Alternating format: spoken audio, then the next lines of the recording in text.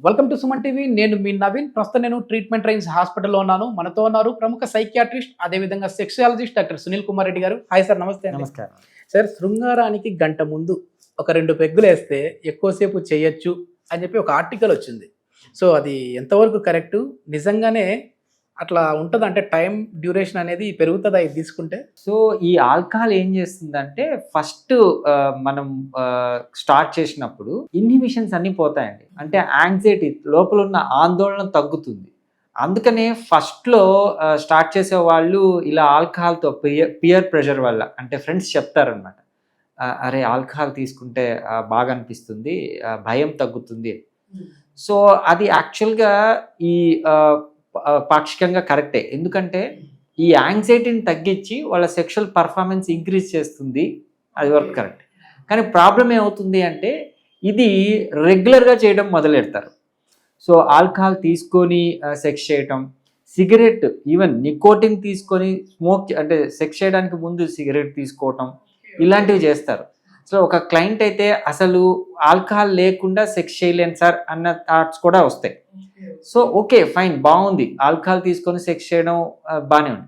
కానీ చివరికి ఏమవుతుంది అంటే అడిక్షన్ ఒక ప్రాబ్లం, తర్వాత ఎరెక్టైల్ డిస్ఫంక్షన్. వాళ్ళు ఆల్కహాల్ తీసుకోవడమే కాదు, ఈవెన్ ఎక్కువ మోతాదులో తీసుకున్నా తక్కువ మోతాదులో తీసుకున్నా ఎరెక్షన్స్ రావు, డిజైర్ తగ్గిపోతుంది, సెక్స్ చేయాలన్న కోరిక తగ్గిపోతుంది. ఇది కూడా ఒక వయాగ్రా లాగానే. ఫస్ట్ ఒక 20 mg 25 mg అయితే ఓకే, దాన్ని నిదానంగా 50కి 100కి తీసుకుపోయి అసలు పని చేయకుండా ఇది కూడా మందు కూడా అట్లాంటిదే.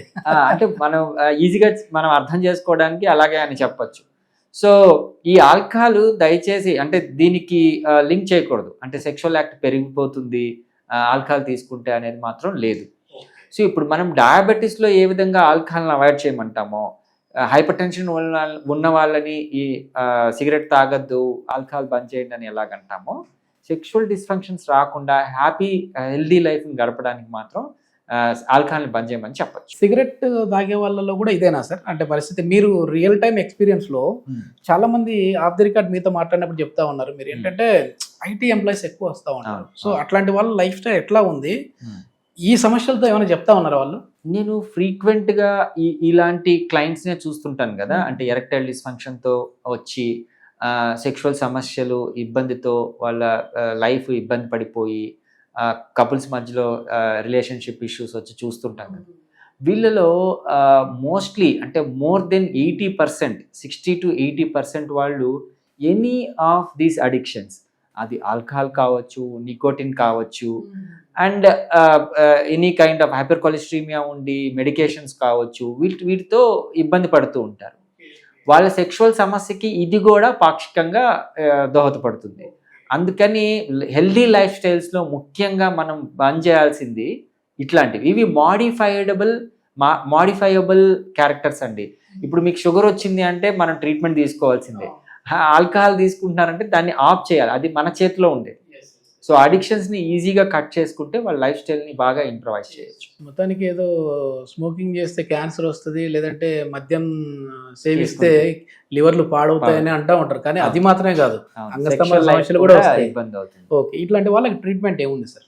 సో ఇప్పుడు మనం మాట్లాడుకున్నట్టు ఆల్కహాల్ తీసుకుంటే సెక్షువల్ సమస్యలు వచ్చి, నికోటిన్ తీసుకుంటే సెక్షువల్ సమస్యలు వస్తే వాళ్ళకి ఆబ్వియస్గా డీ అడిక్షన్ కింద వాళ్ళని ట్రీట్ చేయడం అనేది జరుగుతుంది. అంటే ఆల్కహాల్ మానడం అంత ఈజీ కాదు. న్యూరో అడాప్టేషన్ ఆఫ్ ఆల్కహాల్ అంటాం. ఆల్కహాల్ లేకుంటే మనిషి నిద్ర పట్టదు. సార్ కోవిడ్ టైంలో మనం చూసాం కదా, అసలు మొత్తం అవును వణికిపోయి అసలు మామూలుగా ఉండరు, అంటే ఒక్కసారిగా బంద్ చేయొద్దు. అవును, కోవిడ్ టైంలో ఏం జరిగింది అంటే క్లోజ్ అయిపోయినాయి, అసలు మందు ఎక్కడ దొరకట్లేదు. ఈ అడిక్షన్లో ఉన్న వాళ్ళకి పాపం చేతులు వణకటం, నిద్ర పట్టకపోవటం, రిలేషన్షిప్ ఇష్యూస్ రావటం చాలా ఇబ్బంది అయింది. సో ఫస్ట్ దాన్ని డీ అడిక్షన్ చేయాలండి. అంటే ఉన్న ఆల్కహాల్ని డీ అడిక్ట్ చేయాలి, ఆ ఇంటాక్సికేషన్ నుంచి వీళ్ళని తప్పించాలి. దాని తర్వాత వీళ్ళకి ఎరెక్టైల్ డిస్ఫంక్షన్కి ట్రీట్మెంట్ ఇవ్వడం అనేది జరుగుతుంది. ఈ ఎరెక్టైల్ డిస్ఫంక్షన్కి ఏంటి అంటే అంగానికి రక్త ప్రసరణ తగ్గడం ద్వారా వాళ్ళకి అంగం స్తంభించడం అనేది వస్తుంది అన్నమాట. సో దీనికి మనము అంటే వాళ్ళకి ఆల్రెడీ మెడికేషన్స్ వాడి, డీ అడిక్షన్కి మెడికేషన్స్ వాడి మళ్ళీ మెడికేషన్స్ అదేదో టెంపరీ సమస్యలాగా కాకుండా పర్మనెంట్గా వాళ్ళని ట్రీట్ చేయడానికి మనం షాక్ వేవ్ థెరపీ ఇవ్వడం అనేది జరుగుతుంది. షాక్ వేవ్ థెరపీ ఏం చేస్తుంది అంటే అంగంలోని కణజాలాన్ని యాక్టివేట్ చేసి రిపేర్ చేసి ఆ అంగంలో రక్త ప్రసరణ అనేది ఇంప్రొవైజ్ చేస్తుంది. ఎప్పుడైతే అంగంలో రక్త ప్రసరణ ఇంప్రొవైజ్ అవుతుందో వాళ్ళ కోరికలకి తగ్గట్టు అంగం స్తంభించడం అనేది జరుగుతుంది. సెక్షువల్ లైఫ్ హ్యాపీగా ఇంప్రొవైజ్ అవుతుంది. ఇది ఎన్ని రోజుల ట్రీట్మెంట్ సార్? అంటే ఏమన్నా పర్సన్ టు పర్సన్ చేంజ్ అవుతుందా, లేదంటే లేదు ఇది ఒక కోర్స్ లాగా ఎవరైనా సరే ఇన్ని రోజులు తీసుకోవాలని ఉంటుంది? Usually depends on person to person అండి. Okay. నేను ఎక్కువగా ఏంటి అంటే నా ప్రాక్టీస్లో నేను 8 నుంచి 12 సిట్టింగ్స్ వరకు ఇప్పిస్తాను. ఓకే. అంటే వాళ్ళ సివియారిటీని బట్టి ఇబ్బందులను బట్టి 8 నుంచి 12 సిట్టింగ్స్ వరకు. ఎందుకు ఇన్ని సెషన్స్ పడతాయి అంటే అసలు అంగంలోని కణజాలాన్ని యాక్టివేషన్ చేసి రక్త ప్రసరణ ఇంప్రూవ్ అవడానికి లోపల ఇది టిష్యూ వర్క్, అంటే లోపల శరీరము మార్పు చెందే ఇది లాంగ్ టర్మ్ గా ఎఫెక్ట్స్ రావడానికి కొద్దిగా టైం పడుతుంది. అందుకనే నేను 8 to 12 సిట్టింగ్స్ వరకు పడుతుంది. అంటే 8 to 12 సిట్టింగ్స్ అంటే అది నెలలాగా చెప్పాలంటే ఎన్ని నెలలు సార్ అది? యూజువల్లీ 2 months నుంచి 3 months వరకు కావాలి. Okay okay. అంటే వీక్లీ 2 సిట్టింగ్స్ లాగా? వీక్లీ 2 సిట్టింగ్స్, 1 సిట్టింగ్ చేయొచ్చు. ఈవెన్ రోజు ఇప్పుడు నాకు బయట నుంచి వస్తారండి క్లయింట్స్ ఎక్కువ, లైక్ యుఎస్ ని. అక్కడ కూడా షాక్ వేవ్ థెరపీ ఉంది, బాగా ఫేమస్ ఈ ఎరెక్టైల్ డిస్ఫంక్షన్ కి. వాళ్ళు వచ్చినప్పుడు వాళ్ళకి టైం ఉండదు, త్వరగా తీసుకొని వెళ్ళిపోవాలంటారు. బట్ వాళ్ళని ఎంకరేజ్ చేస్తాం వీళ్ళనంత వరకు గ్యాప్ ఇచ్చి తీసుకుంటే మీకు బాగుంటుంది అని. బట్ వాళ్ళు త్వరగా తీసుకొని వెళ్ళిపోదాం అంటారు. వాళ్ళకి సరైన మోతాదులో హెడ్జెస్ అడ్జస్ట్ చేసి రెగ్యులర్ గా కూడా రోజు కూడా ఇవ్వడం అనేది జరుగుతుంది. బట్ వాళ్ళకి ఇంప్రూవ్మెంట్ కూడా ఎలాగుంటుంది, మనం కంటిన్యూస్ గా వాళ్ళకి ఫాలో అప్ అయ్యి ఎలా ఇంప్రూవ్మెంట్ ఉంది, దానికి ఏమైనా మెడికేషన్స్ మళ్ళీ ఎక్స్ట్రా యాడ్ చేస్తామా అనే దాంట్లో ఉంటాం. మీరు చాలా senior doctor sir, experience doctor. So ఈ షాక్ వేవ్ థెరపీ అనేది మామూలుగా ఎక్కడి నుంచో మనం ఇక్కడ అడాప్ట్ చేసుకొని ఇక్కడ ట్రీట్ చేస్తూ ఉన్నాం. దీనికి బిఫోర్ రిజల్ట్స్ ఎట్లా ఉన్నాయంటే అప్పుడు మనం మెడిసిన్స్ ఇస్తూ, లేదంటే యాజ్ ఏ సైకియాట్రిస్ట్ గా కూడా మీరు ఉన్నారు కాబట్టి వాళ్ళని సైకలాజికల్ గా తీసుకొని వస్తూ ఆ ఈడీ ప్రాబ్లమ్ తగ్గియడం వేరు. ఇప్పుడు షాక్ వేవ్ తో ఎట్లా ఉన్నాయి రిజల్ట్స్? సో ముందు మనకు ఈ షాక్ వేవ్ థెరపీ అంత ఎక్కువగా లేనప్పుడు ఇది వెస్ట్రన్ నుంచి మనం అడాప్ట్ చేసుకున్నామండి. వెస్ట్రన్ కంట్రీస్లో ఎక్కువ షాక్ వేవ్ థెరపీలు ఇచ్చేవాళ్ళు. సో ఇది అక్కడి నుంచి, దానికి ముందు యూజువల్లీ మేము ప్రాక్టీస్ ఏం చేసేవాళ్ళం అంటే వాళ్ళకి డిప్రెషన్ ఉండింది అనుకోండి, యాంగ్జైటీ ఉండింది అనుకోండి, దానికి సంబంధించిన సైకియాట్రిక్ మెడికేషన్స్ పెట్టేవాళ్ళు. సో ప్రాబ్లం ఏంటంటే ఎనీ సైకియాట్రిక్ మెడికేషన్, అది యాంటీ డిప్రెసెంట్స్ కావచ్చు, యాంటీ సైకోటిక్స్ కావచ్చు, ఈవెన్ నిద్ర మాత్రలు కావచ్చు, ఈవెన్ మనం వాడుకునే డయాబెటీస్ మాత్రలు కావచ్చు, ఏవైనా ఎరెక్టైల్ డిస్ఫంక్షన్ ఇస్తాయి. మళ్ళీ వాళ్ళు ఎరెక్టైల్ డిస్ఫంక్షన్స్కి వెళ్ళేవాళ్ళు. బట్ వాళ్ళని ఎంకరేజ్ చేసి కొద్దిగా ఇబ్బంది లేకుండా, ఈ సైడ్ ఎఫెక్ట్స్ లేకుండా కొద్దిగా మోతాదులో పెట్టేవాళ్ళు. బట్ స్టిల్ వాళ్ళు హ్యాపీ లైఫ్ ఉండేది కాదు, సెక్షువల్ గా పూర్తిగా వచ్చేవాళ్ళు కాదు. ఈ షాక్ వేవ్ థెరపీ వచ్చిన తర్వాత ఎటువంటి సైడ్ ఎఫెక్ట్స్ లేకుండా మెడికేషన్ తగ్గిపోయింది. మెడికేషన్ అసలు పెట్టకుండా మనం ఇంజెక్షన్స్, ఇంప్లాంట్స్ అంతవరకు పోకుండా హ్యాపీగా సైడ్ ఎఫెక్ట్స్ లేకుండా, అసలు ఎటువంటి డిస్కంఫర్ట్ లేకుండా వాళ్ళని ట్రీట్ చేయడం అనేది జరుగుతుంది. అది హ్యాపీ పార్ట్. సెక్స్ అనేది ఓన్లీ రక్త ప్రసరణ కాదు కదా, ఎమోషనల్ గా కూడా హెల్దీగా కూడా ఉండాలి కదా. అన్ని విధాలుగా ఈ షాక్ వేవ్ థెరపీ వాళ్ళకి ఉపయోగపడుతుంది. Okay okay. ఇప్పుడు మనం మెయిల్స్ లోనే కాకుండా, అంటే మగవాళ్ళలోనే కాకుండా ఫిమేల్స్ లో కూడా ఈ ఆల్కహాల్ కి అడిక్ట్ అయిన వాళ్ళు ఉంటారు. సో వాళ్ళకి కూడా మంచిది కాదు, ఎవరికి మంచిది కాదు ఇది. ఆల్కహాల్ మెన్ అడిక్షన్ వేరే, ఫిమేల్ అడిక్షన్ వేరే. ఆల్కహాల్ మెన్ లో థిన్ ఫ్యాటీ స్ట్రక్చర్ ఉంటుంది కాబట్టి త్వరగా బయట వెళ్ళిపోతుంది. ఉమెన్ లో కొద్దిగా అంటే వాళ్ళ స్ట్రక్చరే ఫ్యాటీ స్ట్రక్చర్ ఉంటుంది కాబట్టి వాళ్ళలో ఆల్కహాల్ తీసుకుంటే ఎక్కువ కాలం, ఎక్కువ టైం వాళ్ళలో ఉంటుంది.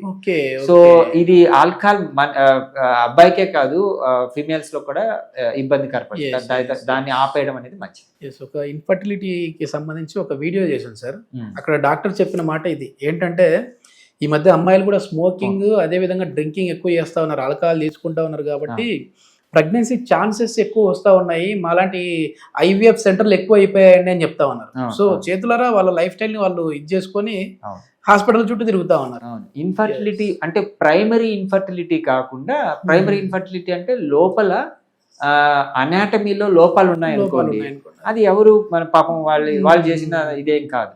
కానీ సెకండరీ ఇన్ఫర్టిలిటీ అప్పట్లో చాలా తక్కువ, ఇప్పుడు సెకండరీ.